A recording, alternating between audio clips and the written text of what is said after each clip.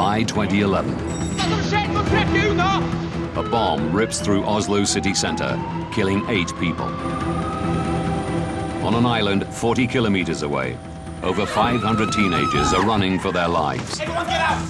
A lone gunman is methodically hunting them down.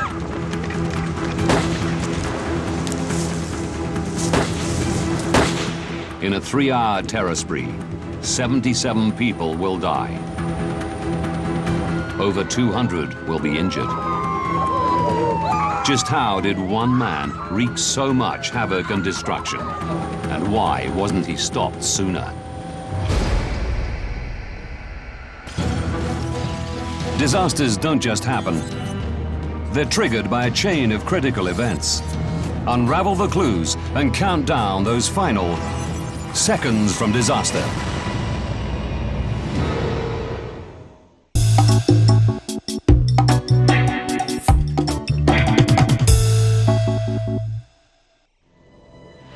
Norway, Tarifjorden, 40 kilometers outside the capital, Oslo.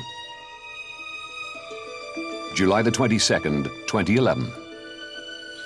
On the tiny island of Utøya, the Norwegian Labour Party is holding its annual youth summer camp. Hege Haugland is one of 500 teenagers attending. It was paradise, where teenagers could come to discuss, to learn politics, and just find new friends. 4 p.m. I had to go and recharge my phone.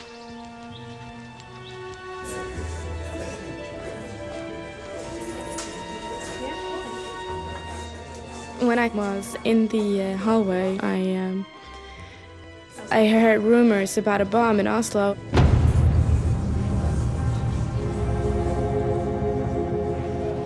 Hege's father is a high-ranking policeman in the capital.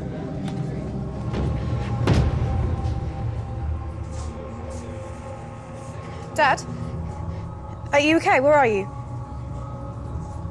It's just that I heard something about a bomb. Are you involved? And he said he was on his way back to work and I shouldn't disturb him.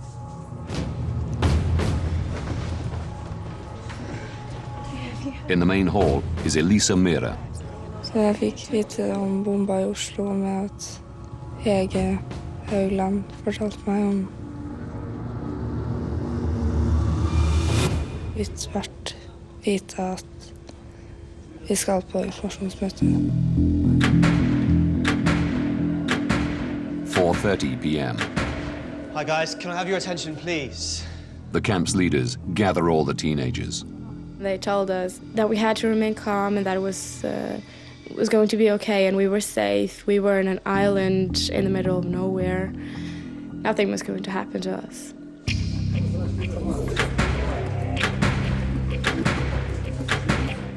"21-year-old Johannes Dahlen Giske helps out on the ferry between the island and the mainland. He gets a message on his walkie-talkie. They say that there's a policeman who wants to cross to the island. I left this meeting and I called the captain and said, there's a policeman who wants to cross. And he said, okay, meet me down at the boat.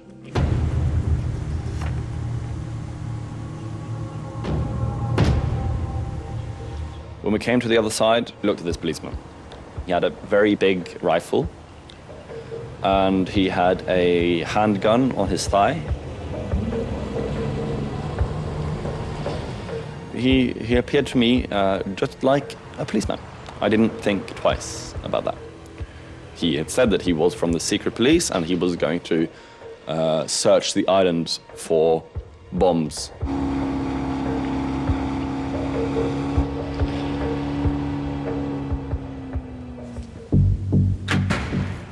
"5:15 p.m.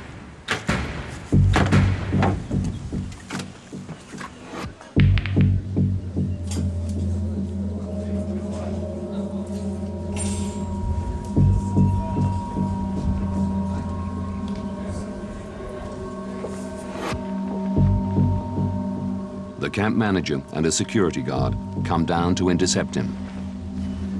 They're suspicious about the weapons he's carrying.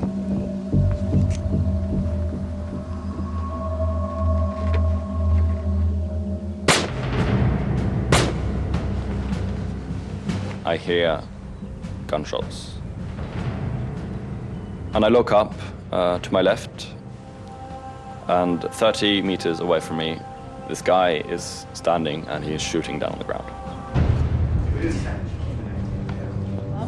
Alexandra Peltre is with Hege and Elisa in the main hall. Og så hørte vi noen lyder, så tenker folk at det var kinaputter eller at det var fyrverkeri. Og folk ble ganske irriterte, for de syntes det var veldig unødvendig etter at vi nettopp hadde fått beskjed om at regjeringskvartalet hadde blitt bombet.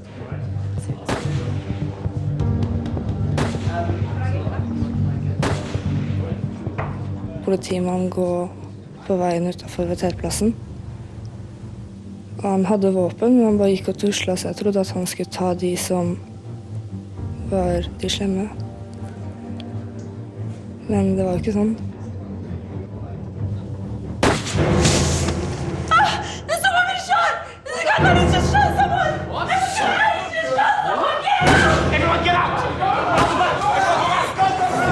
Så begynner folk å få panikk, og jeg, som alle andre, bare skriker med for å skrike.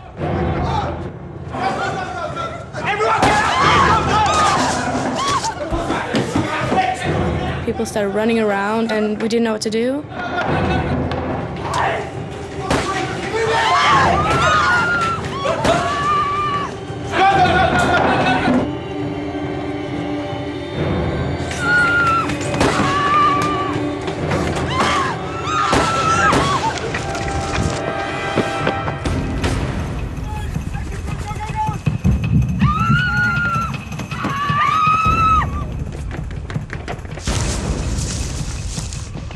People start running, coming to the boat, one after another.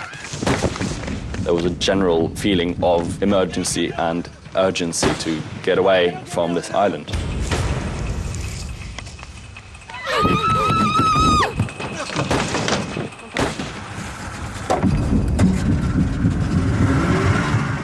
Johannes and 8 others escape.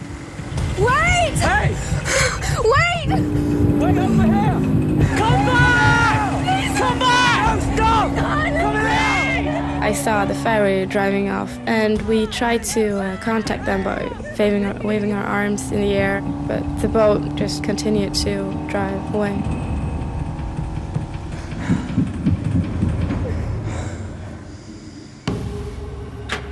(5:24 p.m.)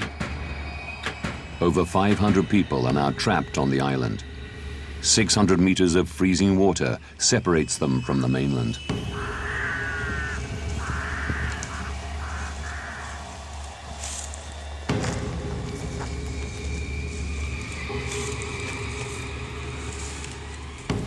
The gunman is at the main campsite in the heart of the island.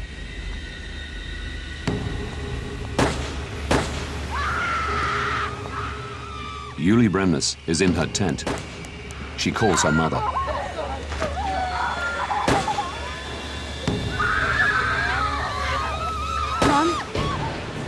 Mom, there's a lunatic on the loose. It's killing everyone. She called me and said, "Mommy, there is a maniac shooting around here. I'm trying to get the police, but I don't reach them." I realized that she was scared for her life.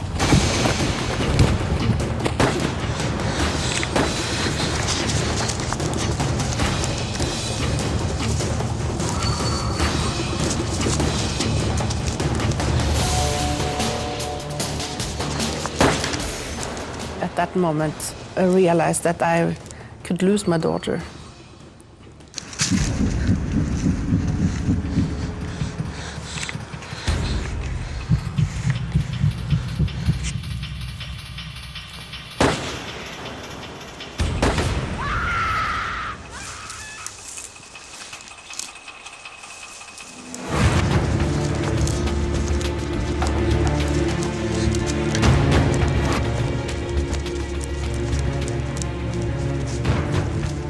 Så for meg så hadde jeg kommet i en sånn nøytral situasjon der jeg bare tenkte på at jeg skal overleve. Så egentlig så når du kommer dit så det ikke så grusomt lenger, for da tenker du på en måte ikke overleve. Og jeg holdt meg liksom alltid, jeg holdt meg veldig nærme de jeg kjente.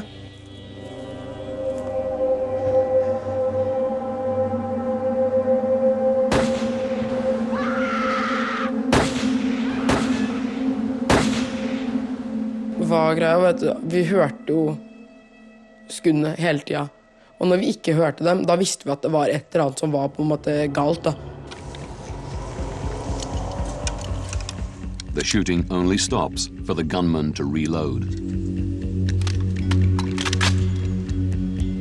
On the North Shore, Hege calls her father. He's in a meeting with Delta, Norway's counter-terrorist unit. She's put through to the Delta commander. I asked, when are you going to come save us? And he said, maybe an hour, if possible. But that they were on their way.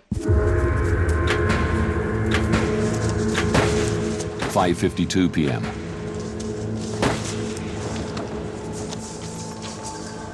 The gunman is approaching the pump house on the northern shore.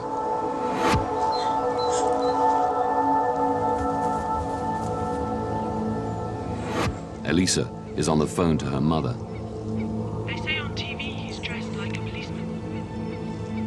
Her mother is worried she may mistake the gunman for a real policeman. Ikke fram hvis det bare er en. Hvis det er to eller flere, så kan det komme fram. Men hvis det er en, så skal det bli liggende. Bare ikke stol på noen.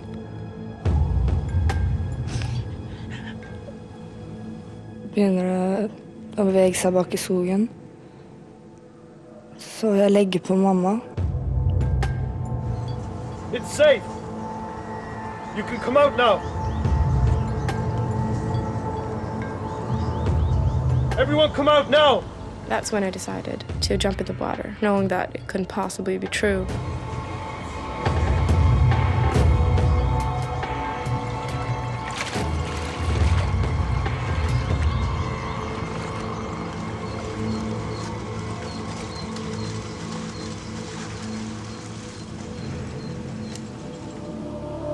It's safe! It's safe! Everyone come out now!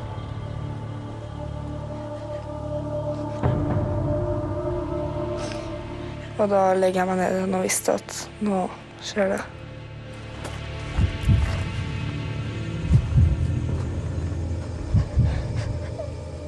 Så tar det bare noen få sekunder, og så blir han... No! No, please, no! Og så blir det bare masse skyting.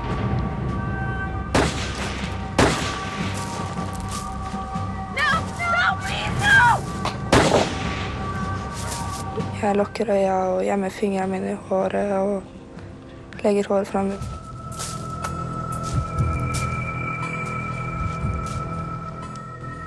Så jeg bare ligger der helt rolig og later som jeg er død.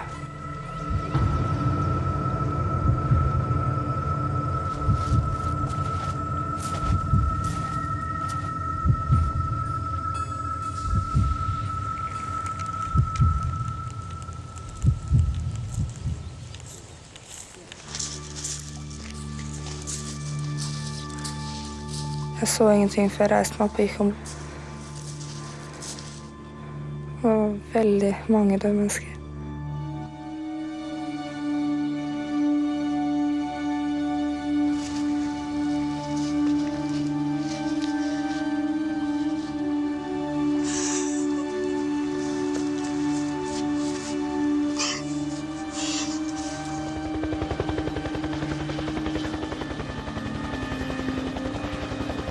Hege is one of a number of people swimming for the mainland. The skipper of a pleasure boat rescues her and others from the freezing water.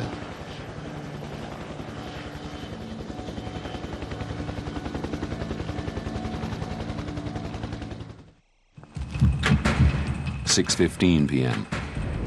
On the island, Yuli is still trying to escape.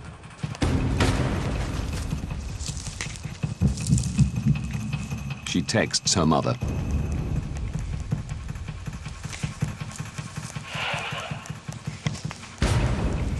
You feel so helpless when you're several hundred kilometers away from your daughter and you can't help her in any way.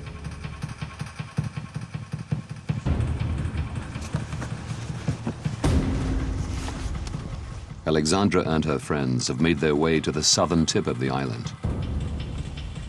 Så ser vi et helikopter opp I lufta. Thinking it's the police coming to rescue them, some come out of hiding. Down here! Help! Help! Help! Help! Help! Og vi begynner da å rope etter hjelp. Men så ser vi at helikopteret bare tilter litt nedover. But the helicopter never lands. It is in fact a camera crew from a television station. Så plutselig så kommer det vel en mann. Please help us! Please help us!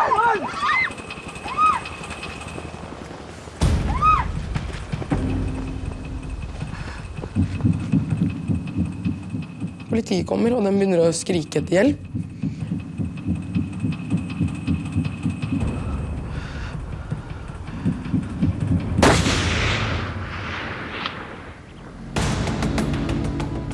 .25 p.m. A group of Delta officers approach the island. Overseeing the operation is Tarje Klevengen. Når de på vei inn mot kaianlegget, så hører de at det blir skutt fra sydspissen av øya. De ser også personer som I vannkanten der. Slik at når de går I land, så går de direkte sydover. Delta spot the gunman.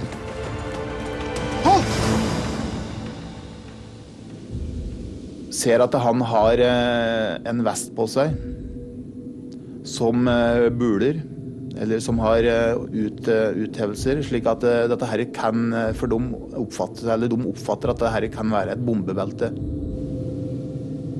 They order him to stop. Det som blir gjort, han fortsetter å gå imot mine mannskaper.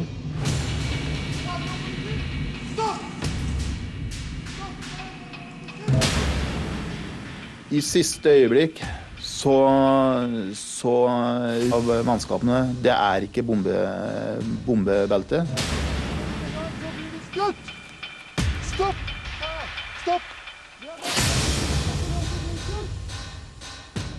Og samtidig så etterkommer personen de ordre som ble gitt.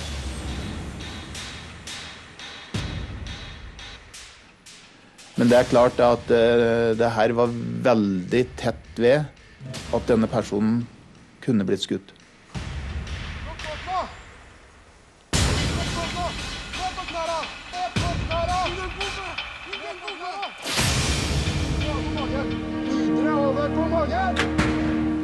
.34 p.m.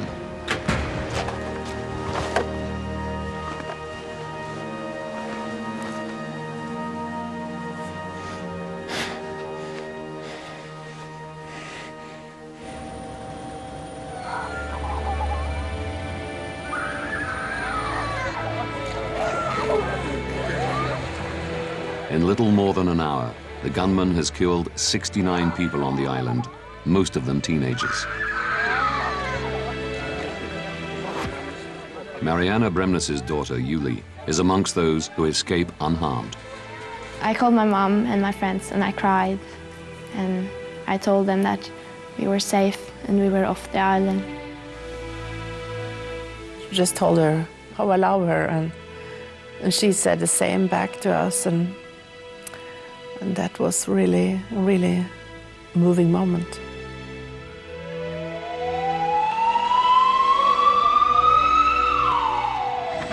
For Alexandra, the nightmare is not over. She's been shot in the thigh and is rushed to a hospital in Oslo, where she undergoes 3 operations. Og ikke nok med det, men jeg hadde også fragmenter inni låret.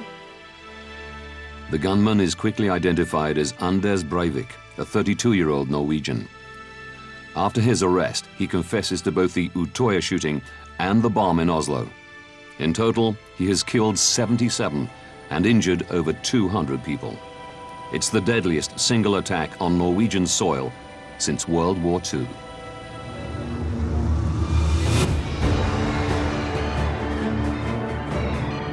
Now, by rewinding the events leading up to July the 22nd, we can reveal how just one man was able to wreak so much havoc and destruction, and why he wasn't stopped sooner.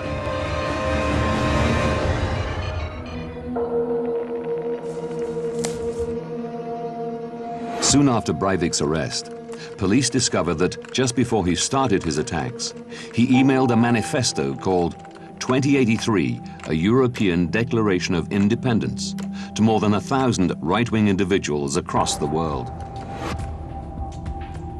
The document is a chilling account of how he meticulously prepared his attack on Norway's liberal elite. His main target is the ruling Labour Party, which he accuses of allowing Muslim extremists to overrun the country. Leading security analyst Helga Lores has been investigating how Breivik planned his deadly attacks. It seems quite likely that Breivik was inspired by some of the techniques and methods that jihadists and radical groups have been employing in South and Central Asia, especially in Pakistan, Afghanistan and India.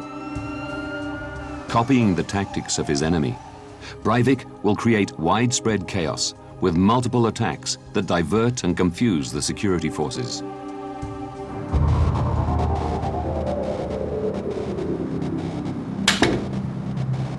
First, he is to bomb the Prime Minister's head office in the center of Oslo. The bomb will devastate government and facilitate stage 2 of his plan. With a security alert at the heart of government, the Labour youth group will welcome an armed police officer onto the island of Utøya. There are many elements that need to fall in place in order to be able to carry out such an act. He had the ability to foresee what would happen and how, in his own words, difficult it would be to carry out. 3 p.m. on the day of the attack.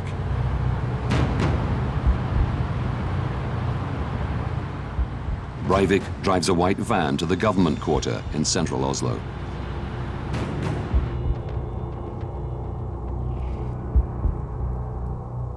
Security guard Tor Inge Kristoffersen is monitoring CCTV cameras from the basement of the government offices. We have to move cars from that area every day. Breivik parks the van right outside the main entrance to the Prime Minister's office and Justice Department. It's not allowed to stand there, so we always try to find the driver and move the car. So I rewind the video recordings, and I saw a guy come out of the car. It looked to me that he was wearing a private security guard uniform. I then start looking after him with the cameras, and I couldn't find him. 2 streets away, Andreas Olsen is on his way home. And I saw what I perceived to be a policeman coming towards me on my right. He had a helmet. I saw a badge on his clothes. Minutes later, he sees the same man driving away in a silver car. And that was when I became suspicious, because he drove in the wrong direction in the one-way street. And I wrote down the plate number. 3:22 p.m. Back at the CCTV control room, Tor zooms in on the van to see if there are any identifying marks. As I zoomed in on the number plate, the car exploded.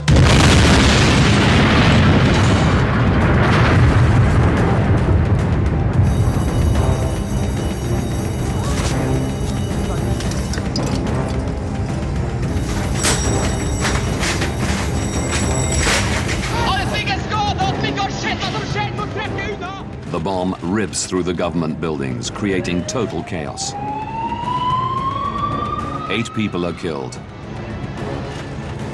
Over 200 are injured. When he hears about the explosion, Andreas makes the connection.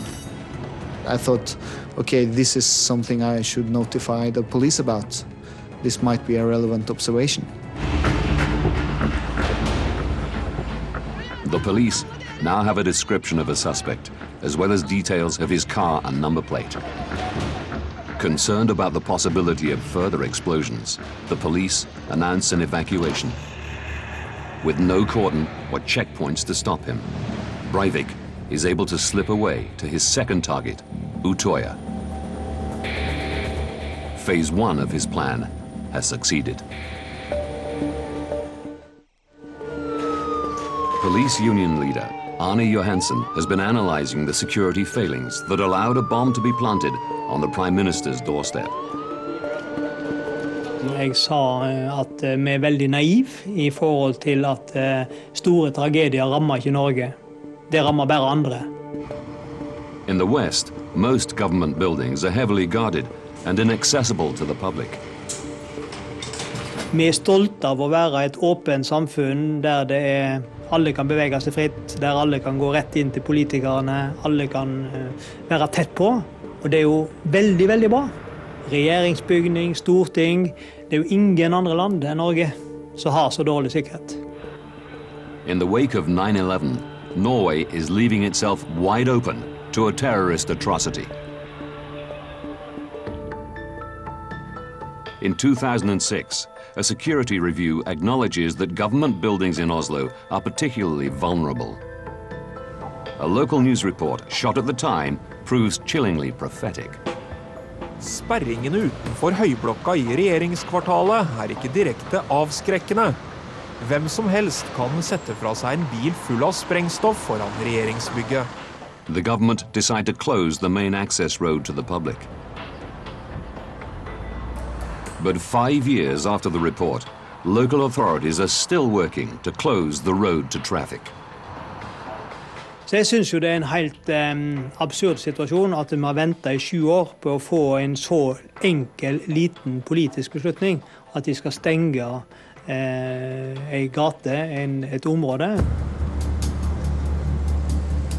Johansen believes the delay epitomizes Norway's complacency and lack of urgency when it comes to security issues. Det jo handlingslammelse. I would call it paralysis, political paralysis. Nobody really wants to assume responsibility. Ingen vil ta ansvar. On July the 22nd, 2011, the road is still open. Breivik is able to park his truck bomb right outside the Prime Minister's office.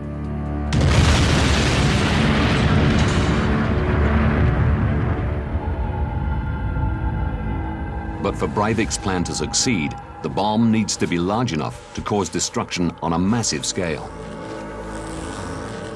He decides to construct a 950-kilogram fertilizer bomb.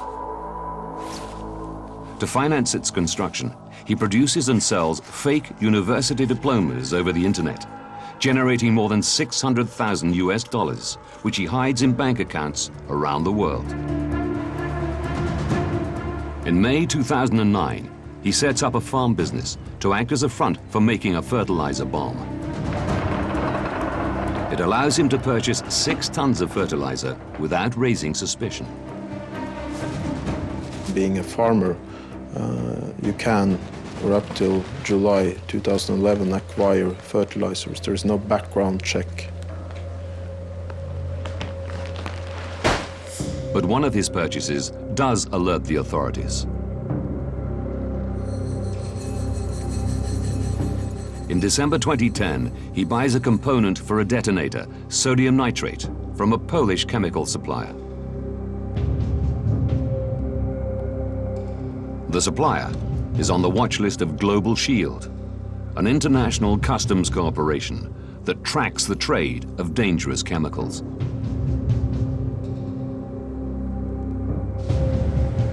"8 months before the attacks, Global Shield sends a report to Norway's police intelligence, the PST.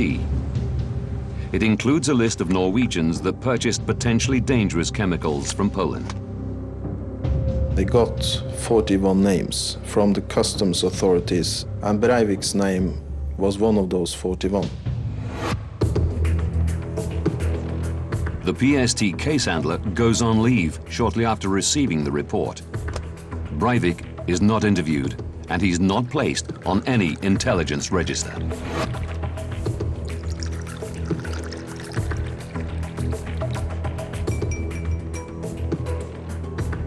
Had he been kept on a watch list, that might have given the PST some additional information, so it would be legally and operationally justified to go further in the searches of Breivik.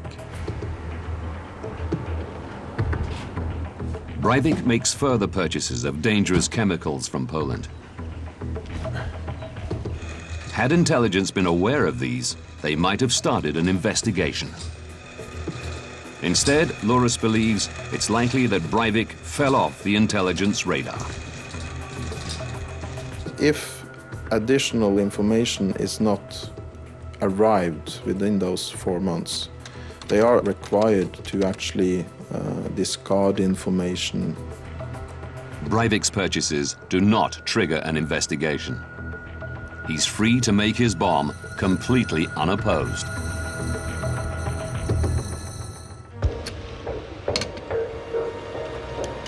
The next time Breivik is flagged as a risk is when he attempts to buy guns, an automatic rifle and a Glock pistol. Hunting in Norway is a quite common activity, which means also that a lot of people own their own rifles. But hunters have little need for a Glock. In order to get a license to buy such a weapon, he needs to practice on a regular basis with a sports club, a pistol club. From November 2010 to January 2011, Breivik attends 15 training sessions at a pistol club in Oslo. He applies for the purchase of a Glock. It was initially actually rejected by the police.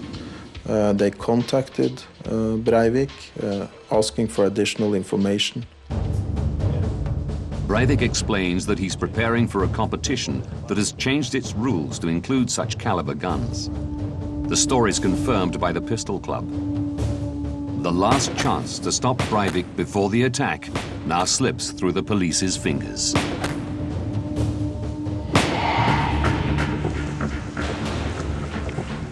It's now left to Norway's security services to stop him on the day of the attack.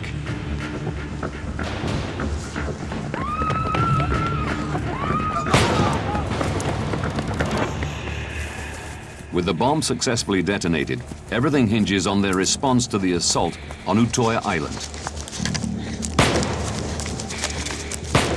But an hour after the first victim is shot, the police still haven't arrived. Every minute actually counted. The way he willingly let himself be captured means the police would have been able to stop the killing that very moment that they actually engaged Breivik. The chilling fact is that Breivik could have been arrested earlier had it not been for police transport and communication problems. Once the first shots are fired, calls begin to flood into the police. But there's a problem. In Norway, calls to the emergency number are diverted not to a central switchboard, but to local police stations. In this case, Honeyfoss. Når det gjelder 112 nødanropene, så går de kun til operasjonssentralen. Og der var det 2 linjer inn. Så det var mulig å svare på 2 samtidig. Det var jo enorm pågang av alle telefoner. Derfor gjenåpnet man sentralbordet. Og der så man at det var minst 40 på vent langt utover natta. I tried to call the police 3 times, but I didn't reach them. So I felt like a little bit lost because nobody could hear us, and I thought maybe the police didn't get a message. Some calls do get through. And 9 minutes after the first shot is fired, Delta, Norway's elite police force, are alerted. They're in Oslo, helping secure the bomb site. Now it's vital they reach Utøya swiftly and apprehend Breivik.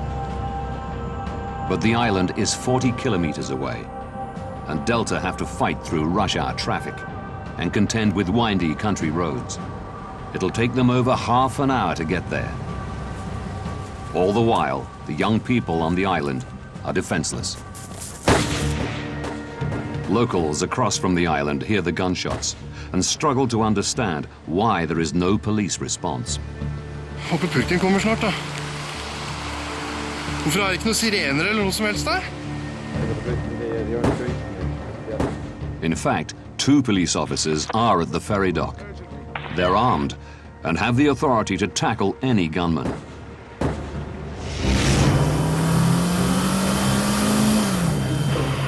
Delta Force are desperately trying to get in contact with them. Politidistriktet, slik at vi kan få et oppmøtested. Ingen av våre mannskaper var veldig kjent i. Vi prøvde gjentatte ganger, men det var ikke mulig.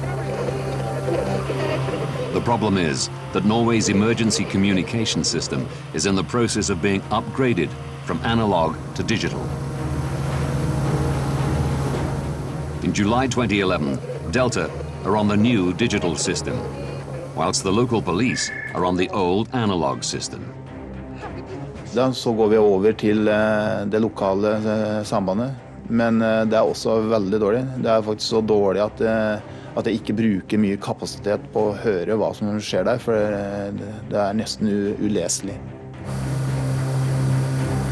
With local police and Delta in only sporadic contact, vital information is not communicated.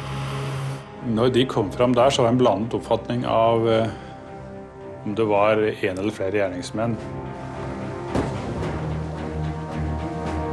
From the ferry dock, the officers believe the gunshots come from one gunman. But Delta are in direct contact with teenagers on the island and have additional information. The second in command, he asked me if I had seen the person, if I knew how many there were. The sound of each bullet Breivik fires echoes around the island. The terrified teenagers think they hear more than one perpetrator. I just told him that the rumors that I heard, that there were 4 people shooting and that it was police officers. Den gikk på at det var 3 til 5 gjerningsmenn. As a result, the local police who could have stopped Breivik's rampage are ordered to wait for Delta backup.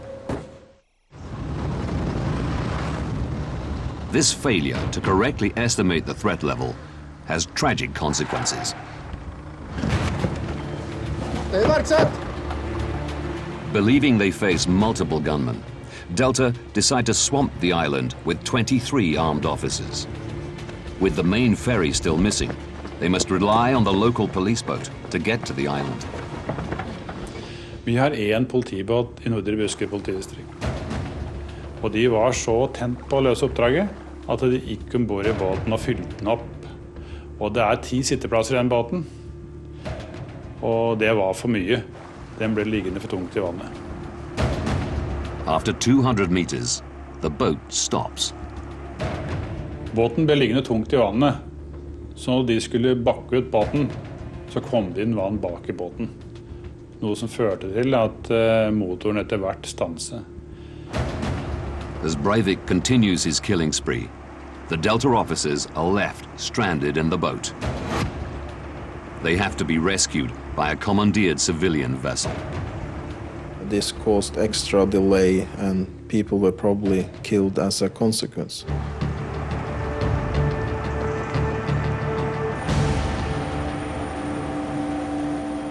Delta finally set foot on the island at 6:25 p.m., 55 minutes after they were first notified. Now, having delved into the investigation, we can uncover the failings that led to 77 dead and more than 240 injured.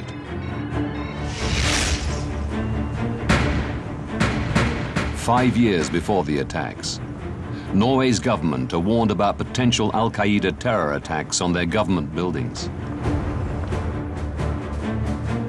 While security services are fixated on catching Islamic extremists, Anders Breivik, a Norwegian national, is masterminding a terrorist attack on the liberal elite.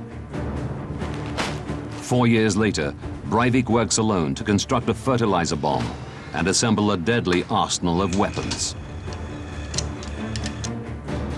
Intelligence failed to realize the internal threat from the far right, and Breivik's preparations go undetected. 1 hour, 16 minutes to tragedy. Breivik emails a hate-filled manifesto to right-wing extremists around the world. He then prepares himself a cocktail of drugs to psych himself up for the attacks. 9 minutes to go. Breivik drives a white van to the heart of the government district. 10 seconds. A security guard zooms in on the van.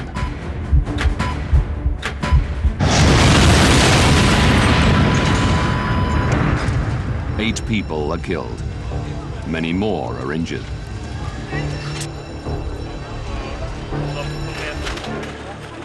With security forces distracted, Breivik makes his way undetected to Utoya. 5:20 p.m. 2 hours after the bomb blast, Breivik reaches the island and fires his first shots.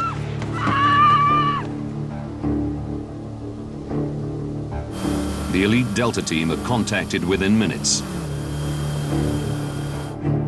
The island is only 40 kilometers away from Oslo, just 10 minutes by helicopter. But Delta don't own one. They must rely on the police or military to supply them. On July the 22nd, no helicopters are available. They have no option but to take the half-hour drive to Utoya. Communication issues delay Delta yet further.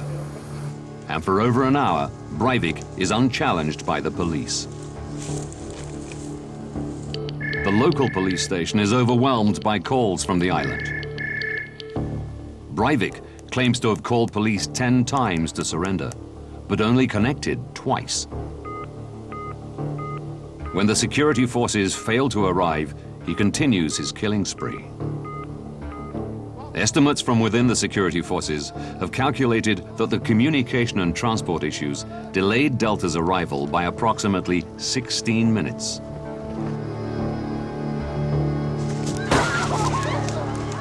It's believed that 20 people lost their lives during those last 16 minutes.